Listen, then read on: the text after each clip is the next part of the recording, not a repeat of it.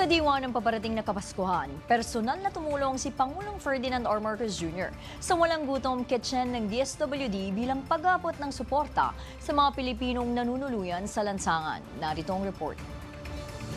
Bilang paggunita ng Kapaskuhan, personal na namahagi ng mainit na pagkain at mga regalo si Pangulong Ferdinand R. Marcos Jr. sa mga walk-in clients ng Walang Gutom Kitchen ng Department of Social Welfare and Development nitong December 17. Nilibot din ng Pangulo ang bagong bukas na pag-abot processing center na layong magbigay ng suporta at pansamantalang matutuluyan sa mga bata, individual at pamilyang nasa lansangan. This is the second time dito sa Walang Gutom Kitchen.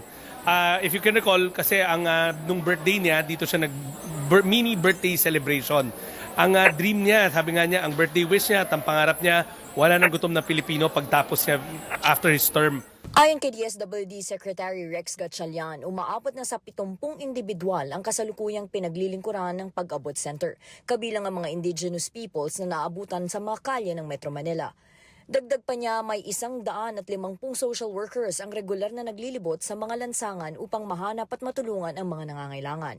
Hinimok din ni Gatchalian ang publiko na i-report sa official Facebook page ng DSWD Pag-abot Program ang mga individual at pamilyang kailangang sagipin.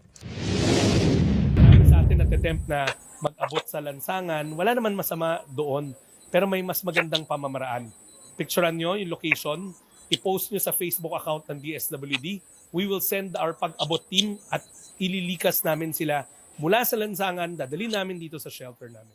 Mula nang inilunsad noong 2023, mahigit 15,000 individual na ang na-survey sa Metro Manila at halos kalahati sa kanila ay nakabalik na sa kanilang mga probinsya kasama ang mga pangkabuhayang tulong. Sa kasalukuyan, pinatutupad ang programa sa National Capital Region at nakatakdang palawakin sa iba pang lugar, kabilang ang Pampanga, Calabarzon at Metro Cebu. Nanguna sa mga balitang totoo at laging bago, Nadj Miravalles, Alauna sa Balita, Congress TV.